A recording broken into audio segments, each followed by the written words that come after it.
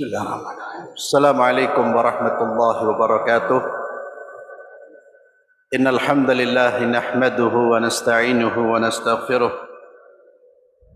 wa na'udzu billahi min shururi anfusina wa min sayyiati a'malina. Man yahdihillahu fala mudilla lahu wa man yudlil fala hadiya lahu. Wa asyhadu an la ilaha illallah wahdahu la syarika lahu. وأشهد أن محمدا عبده ورسوله لا نبي بعده وبعد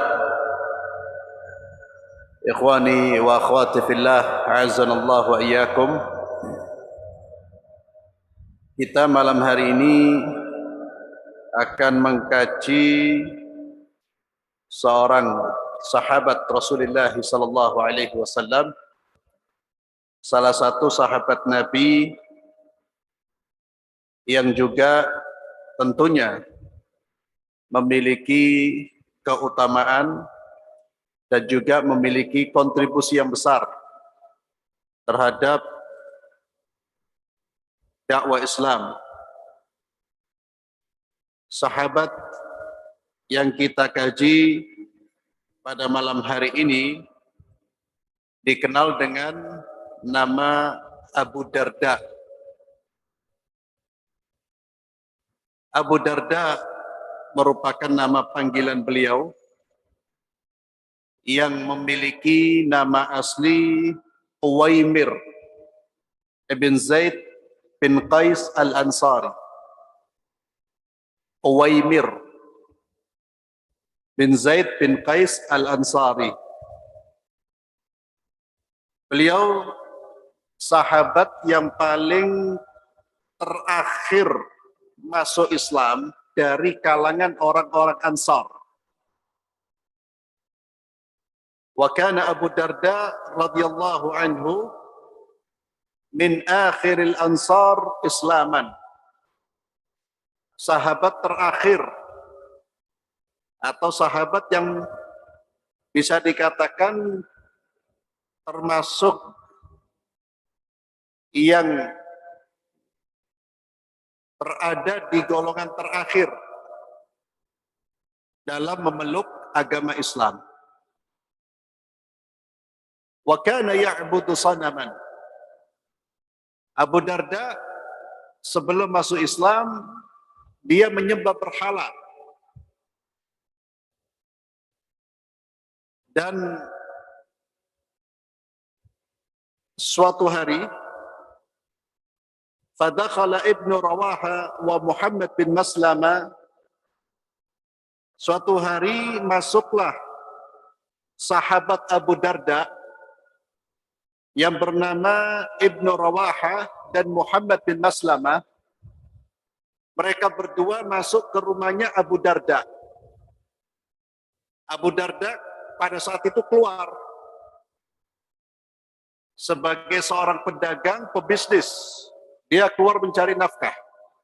Dua sahabat karibnya ini sudah memeluk Islam. Masuk ke rumahnya Abu Darda, keduanya menghancurkan atau mematahkan patung milik Abu Darda.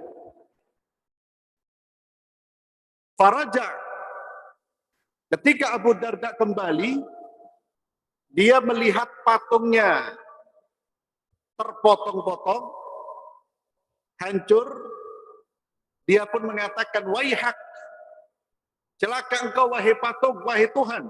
Halam tanakta, kenapa engkau tidak bisa membela dirimu? Ala dafa'ta an nafsik, seharusnya engkau membela dirimu. Kok bisa Tuhan itu dipotong-potong, ya, dihancurkan? Faqalat Ummu Darda. Ummu Darda berkata, istrinya, "Lau kana yadfa' au yadfa' an ahadin, dafa'a an nafsihi wa nafa'aha." Hei suamiku, kalau patungmu ini bermanfaat atau dia bisa membela dirinya, maka dia akan membela dirinya. Jadi kalau kita membaca dialog ini dan juga membaca peristiwa ini memberikan pelajaran kepada kita bahwa terkadang orang itu melakukan sesuatu yang menurut dia tidak rasional. Tapi tetap dia lakukan. Karena apa? Karena ini sudah agama nenek moyang. Orang musyrik itu ketika disentuh rasionalitasnya, mereka mengakui ini patung-patung ini enggak memberi manfaat apapun. Istrinya Abu Darda mengatakan patungmu enggak memberi manfaat. Cuma karena itu, terkadang orang itu tetap melakukan satu perbuatan dikarenakan itu sudah menjadi tradisi nenek moyangnya. Terkadang seseorang ditanya, kenapa kamu melakukan perbuatan ini? Ya, ini sudah dari dulu seperti ini. Loh, seharusnya kan tidak seperti itu. Ya, pokoknya sudah dari dulu seperti ini. Jadi kuat sekali, sikap meneruskan tradisi itu. Maka Abu Darda pun seolah-olah diingatkan akan pentingnya menggunakan logika akal sehatnya. Diingatkan bahwa apa yang dia lakukan selama ini sama sekali tidak sejalan dengan akal sehatnya, apalagi dengan syariat. Maka Abu Darda tiba-tiba meminta air. A'idni lima fil muqtasal faktasala. Dia minta air, disiapkan air, kemudian dia mandi, dia menggunakan pakaiannya, lalu dia pergi menemui Rasulullah sallallahu alaihi wasallam. Fanadhara ilaihi Ibnu Rawaha radhiyallahu anhu muqbilan. Ketika datang kepada Nabi, Ibnu Rawaha, jadi Ibnu Rawaha ini sahabat karibnya Abu Darda semasa jahiliyah. Ibnu Rawaha yang setelah menghancurkan patungnya, dia pulang. Ternyata dia melihat Abu Darda kok menggunakan pakaian terbaiknya, dia datang kepada Rasulullah sallallahu alaihi wasallam. Ibnu Rawaha berkata, "Ya Rasulullah, hada Abu Darda ma arahu illa jaa fi talabina." Ya Rasulullah, ini Abu Darda, dia datang sekarang, kelihatannya dia ini datang untuk mencari kita ini. Kata Nabi SAW, innama ja' liyuslim.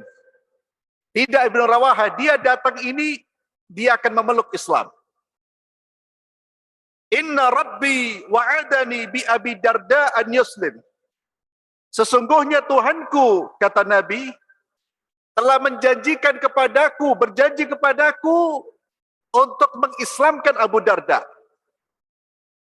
Jadi Nabi sudah diberitahu oleh Allah Subhanahu wa taala bahwa Abu Darda ini pasti akan masuk Islam.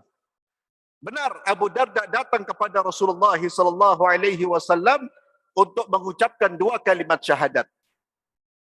Maka setelah dia mengucapkan 2 kalimat syahadat, Abu Darda menjadi sahabat yang mulia, menjadi sahabat yang betul-betul berupaya untuk menemani dan mengikuti Rasulullah sallallahu alaihi wasallam. Beliau pun ma'asyiral muslimin berupaya untuk selalu menemani Rasulullah sallallahu alaihi wasallam. Bahkan Abu Darda ini salah satu dari 4 sahabat Nabi yang telaten mengumpulkan semua ayat-ayat Al-Quran. Dulu ayat-ayat Al-Quran ditulis di pelepah-pelepah kurma. Belum terkumpul seperti ini. Belum terkumpul dalam satu mushaf. Abu Darda satu dari 4 sahabat yang mengumpulkan semua ayat-ayat Al-Quran. Ini menunjukkan semangatnya untuk betul-betul belajar wahyu yang dibawa oleh Allah Subhanahu wa taala, yang dibawa oleh Rasulullah sallallahu alaihi wasallam. 4 sahabat yang mengumpulkan Al-Quran itu Abu Darda, Mu'adz bin Jabal, Zaid bin Thabit, dan Abu Zaid. Abu Darda beberapa kali mendapatkan wasiat dari Rasulullah sallallahu alaihi wasallam. Dan beliau ketika mendapatkan wasiat dari Nabi, beliau pun tidak pernah meninggalkan wasiat tersebut. Salah satu wasiat yang pernah disampaikan Rasulullah sallallahu alaihi wasallam kepada Abu Darda, "Ausani habibi sallallahu alaihi wasallam bi thalathin lan ada'ahunna ma ishtu." Habibi, kata Nabi, "Ausani habibi," kekasihku. Yang dimaksud adalah Rasulullah sallallahu alaihi wasallam. Kekasihku memberikan wasiat kepadaku 3 wasiat. Yang mana aku tidak pernah meninggalkan 3 wasiat ini selama aku masih hidup. Yang pertama, bisiyami thalathati ayyam min kulli syahr. Aku diberi wasiat oleh Nabi untuk berpuasa setiap bulan 3 hari. Berpuasa setiap bulan 3 hari. Wa salatid duha. Aku diberi wasiat oleh Rasulullah untuk melaksanakan salat duha. Wa bi alla anam hatta utir. Dan aku diberi wasiat agar tidak tidur sebelum melaksanakan witir. Maka 3 wasiat ini dijaga oleh Abu Darda, dan beliau terus menjaga wasiat Rasulullah dan mengamalkan wasiat Rasulullah sallallahu alaihi wasallam. Beliau terus berpuasa, bahkan beliau lebih dari 3 hari, sebagaimana nanti kisah yang akan kita baca.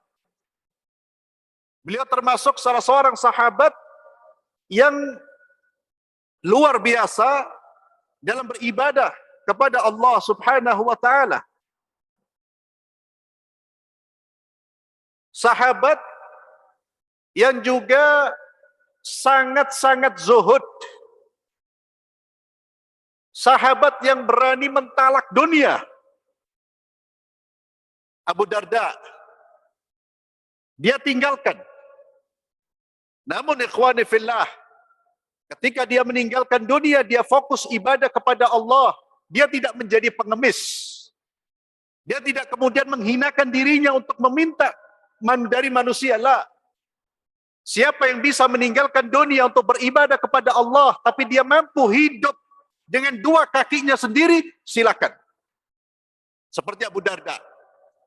Tapi kalau Anda kemudian tidak mau bekerja, ibadah, tapi itu membuat beban bagi orang lain, jangan, bekerjalah. Karena mencari nafkah salah satu perintah dari perintah-perintah Islam. Salah satu perintah Allah dan perintah Rasulnya Muhammad sallallahu alaihi wasallam.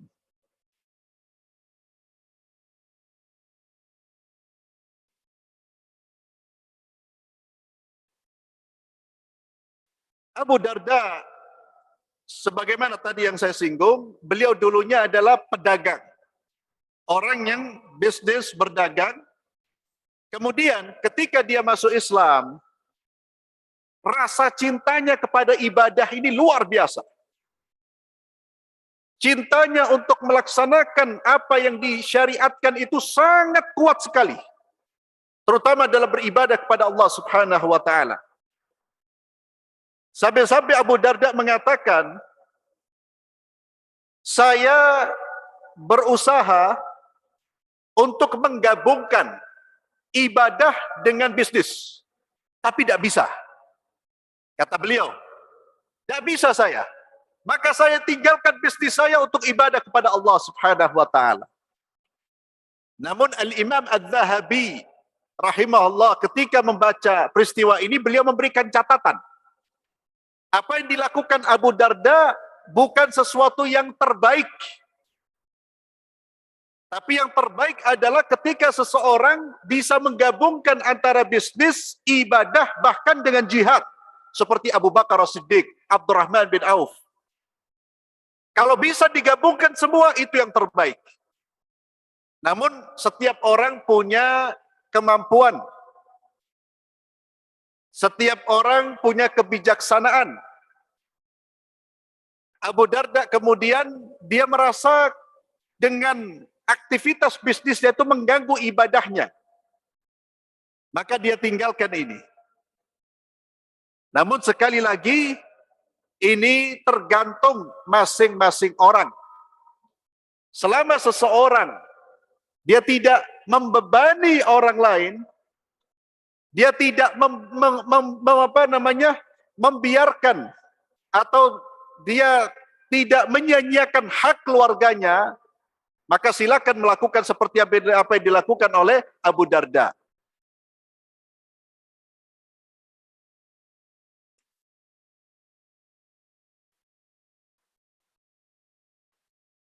Ada satu kisah yang menunjukkan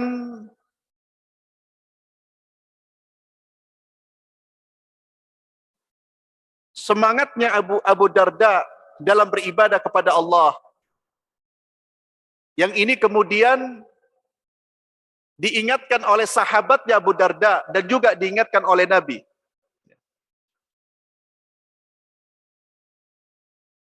Pernah suatu kali, dan perlu diketahui Abu Darda ini dipersaudarakan dengan Salman Al-Farisi. Nabi SAW ketika hijrah ke Madinah, salah satu kebijakan beliau itu adalah mempersaudarakan orang muhajirin dengan ansar. Fulan saudaranya fulan, fulan saudaranya fulan. Abu Darda dipersaudarakan dengan Salman Al-Farisi.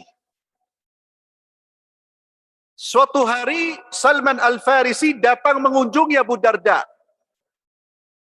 Ketika Salman datang mengunjungi Abu Darda, dia mendapati istrinya Abu Darda, Ummu Darda, dalam keadaan mutabadzilah, lusuh, seperti tidak terawat. Maka Salman bertanya, ada apa denganmu ya wahai Ummu Darda? Ummu Darda berkata, sesungguhnya saudaramu itu tidak lagi membutuhkan dunia. Suamiku ini sudah tidak butuh dunia. Sejak masuk Islam dia seperti betul-betul meninggalkan dunia, mentalak dunia. Sampai-sampai istrinya pun tidak terurus. Kata istrinya, ia menghabiskan malam harinya untuk sholat dan siang harinya dengan puasa. Oh, kata Salman. Oke. Lalu datanglah Abu Darda.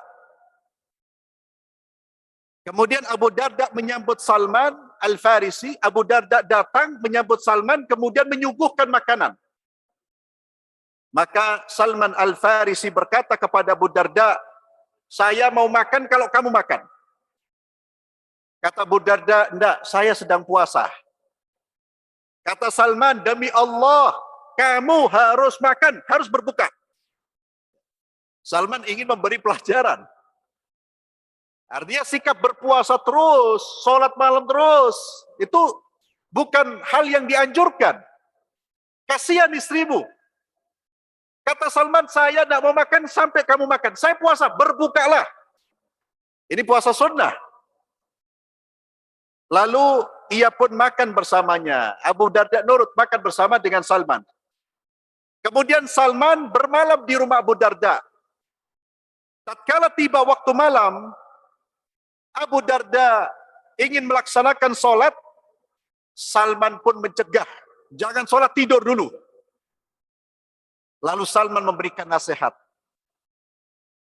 Inna li jasadika alaika haqqa, wa li rabbika alaika haqqa, wa li ahlika alaika haqqa. Sum wa aftir, wa salli wa'ti ahlak, wa'ati kulla bi haqqin haqqahu. Kata beliau, sesungguhnya wahai Abu Darda, jasadmu ini memiliki hak atasmu. Dia punya hak untuk diistirahatkan. Jasmani kita ini butuh istirahat. Dia punya hak. Jasadmu juga punya hak kepada Allah. Beribadahlah kepada Allah karena ada haknya Allah. Apa haknya Allah? Beribadah kepada Allah. Namun istrimu juga punya hak. Wali ahlika alaika haqqa. Istrimu juga punya hak.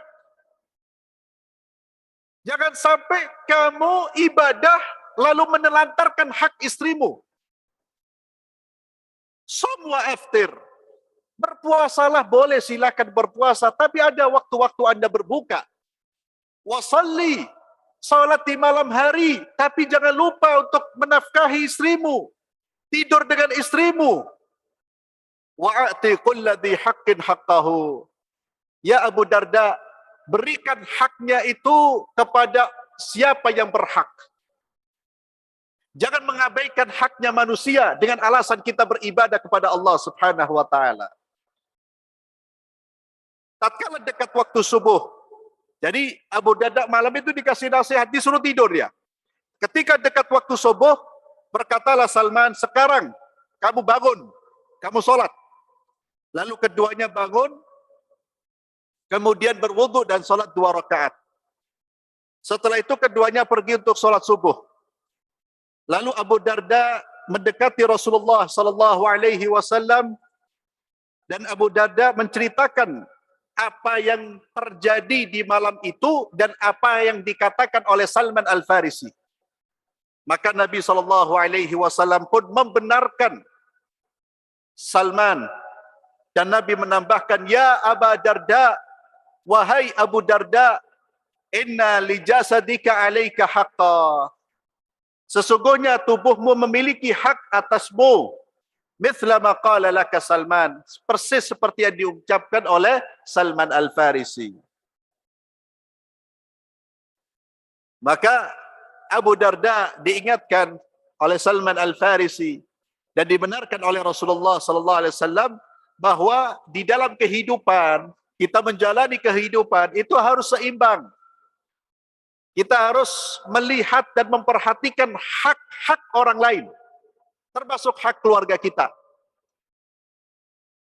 Itu yang disebut dengan tawazun, keseimbangan. Jangan sampai kita fokus pada haknya Allah tapi melupakan haknya makhluk. Atau kita fokus kepada haknya makhluk, kita lupa dengan haknya Allah.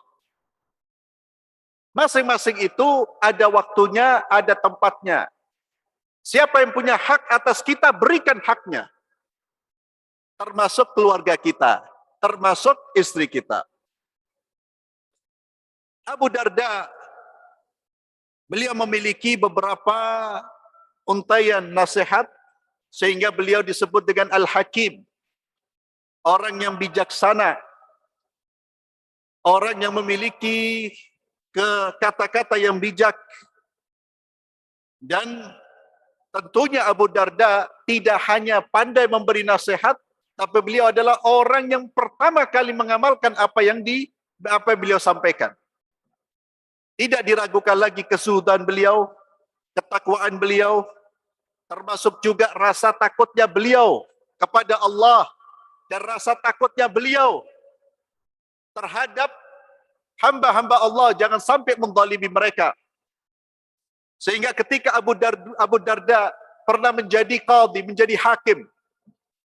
Hakim itu yang memutuskan keputusan ketika ada yang bersengketa.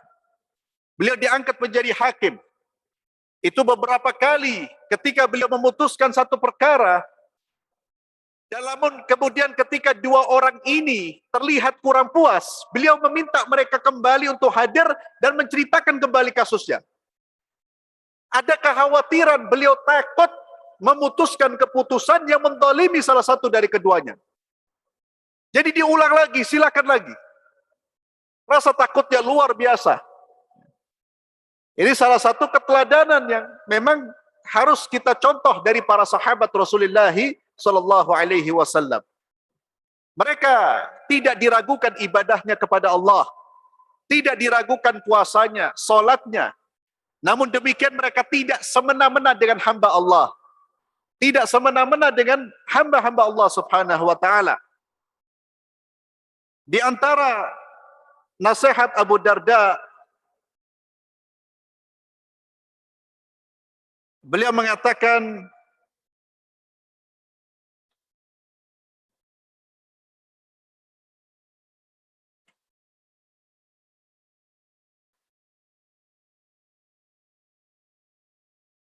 tafakkur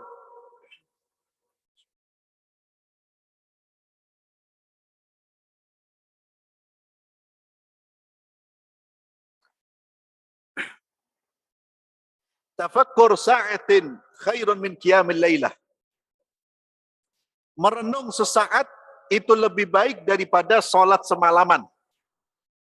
Merenung di sini bukan merenungkan hal-hal yang tidak bermanfaat, tapi merenungkan hal yang bermanfaat, merenungkan ilmu.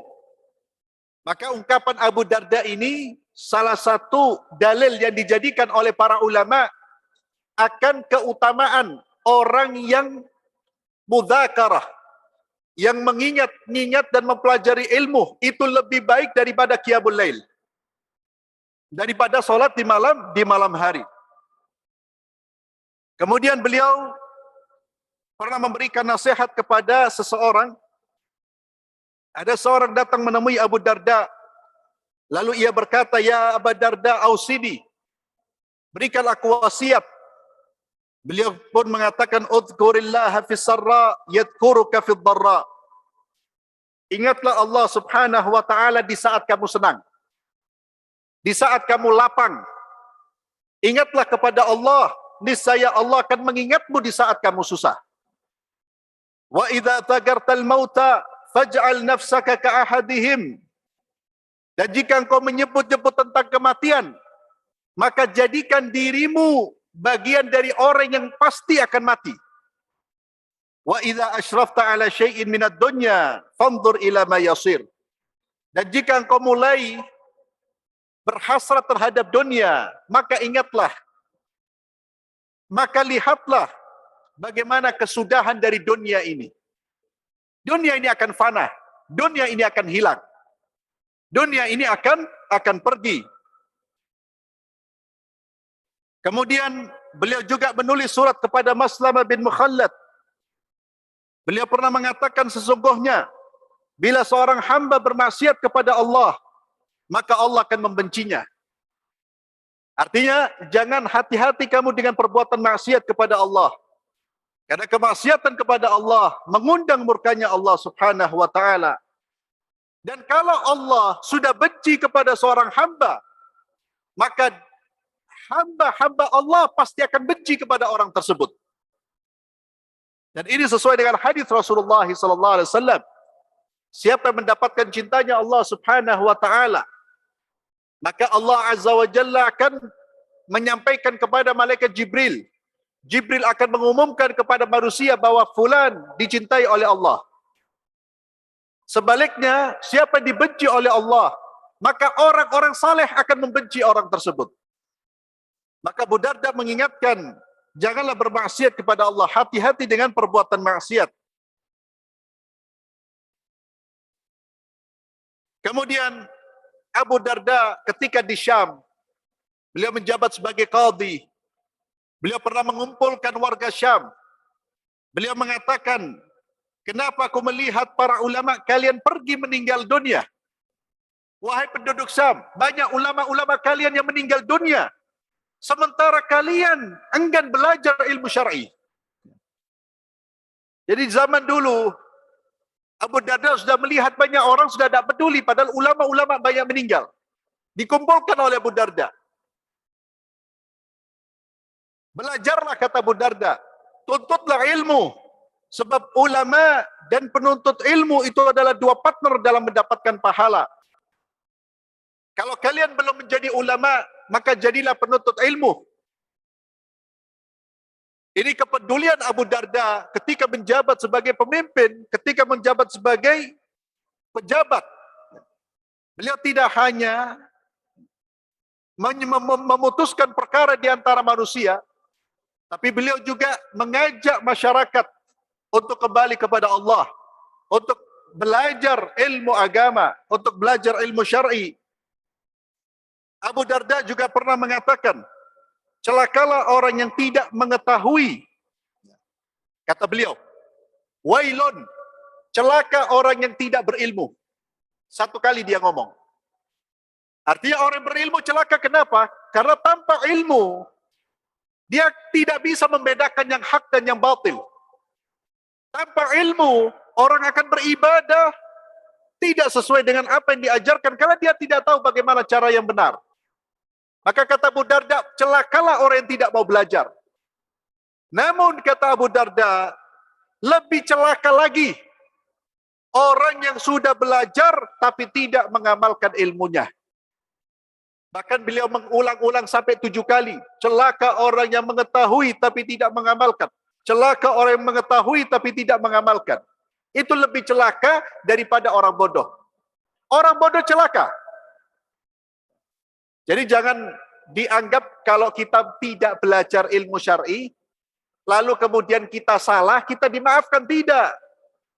Dimaafkan itu bagi orang-orang yang memang tidak punya kesempatan belajar, tinggal di pedalaman, gak ada guru. Tapi kalau kita berada di tengah-tengah kota, ada sumber ilmu, kita tidak mau belajar, kemudian kita tersesat, tidak ada dimaafkan. Kata Abu Darda, celaka orang tersebut. Tapi lebih celaka mereka-mereka yang sudah tahu ilmu, kemudian dia meninggalkan ilmunya. Dan banyak beberapa nasihat-nasihat dari Abu Darda radhiyallahu tabaraka wa ta'ala an, dan juga pujian-pujian para sahabat kepada Abu Darda,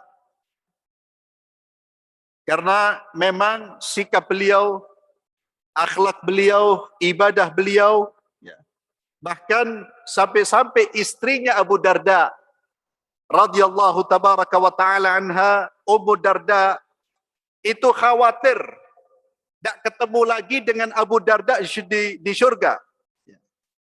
Maka Abu Darda, istrinya Abu Darda, Ummu Darda,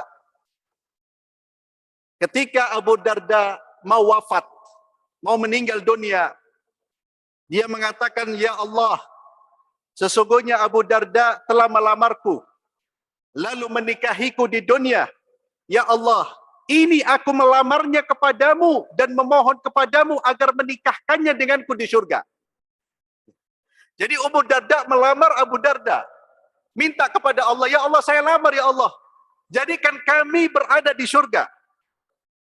Abu Darda ketika mendengar itu, kata Abu Darda, jika kamu pengen kita di surga, maka jadikanlah aku suami yang pertama dan yang terakhir. Jadikanlah aku suamimu. Kata Abu Darda, jadikanlah aku suamimu yang pertama, satu-satunya suamimu. Janganlah menikah lagi setelahku. Lalu Abu Darda wafat, sedangkan Ummu Darda itu, istrinya Abu Darda adalah wanita yang cantik. Setelah Abu Darda berpesan, kamu jangan menikah lagi kalau kamu ingin kita bertemu lagi di surga. Setelah itu Muawiyah radhiyallahu an, ketika Abu Darda meninggal, Muawiyah melamar Ummu Darda. Kata Ummu Darda, demi Allah tidak. Aku tidak ingin bersuami lagi di dunia hingga aku dapat menikah dengan Abu Darda di surga. Ya. Ini yang namanya sehidup semati. Dan ini bukti. Tapi di antara kita terkadang ngomongnya ketika masih hidup sehidup semati. Ketika sudah wafat, maafi ya akhi. Ya, ente mati-mati ya, saya hidup terus. Nikah lagi. Jadi tidak ada masalah ikhwani fillah. Orang kemudian tidak mau menikah lagi. Karena ingin berkumpul dengan keluarganya, ingin berkumpul dengan istrinya, ingin berkumpul dengan suaminya. Itu sesuatu hal yang diperbolehkan. Dan itu tidak melawan sunnah. Itu tidak melawan sunnah. Melawan sunnah itu kalau orang kemudian membenci syariat nikah. Tapi kalau untuk dirinya dia tidak mau menikah lagi dengan alasan-alasan yang diperbolehkan, tidak ada masalah. Maka Ummu Darda dilamar, dia tolak. Dia tidak mau. Karena dia ingin bersama dengan Abu Darda di surga. Kemudian Abu Darda wafat pada tahun ke-32 Hijriah. Dan Allah Subhanahu wa taala telah menjadikan Abu Darda sebagai sosok yang kebaikan-kebaikannya terus dikenang, sejarahnya terus dibaca, dan tentunya kita berharap mudah-mudahan kita dikumpulkan oleh Allah bersama dengan Rasulullah dan para sahabat Rasulullah sallallahu alaihi wasallam. Wallahu a'lam bissawab. Ini yang bisa saya sampaikan, mudah-mudahan bermanfaat. Kita akhiri dengan doa kafaratul majlis. Subhanakallahumma bihamdik asyhadu an la ilaha illa anta astaghfiruka wa atubu ilaik. Assalamualaikum warahmatullahi wabarakatuh.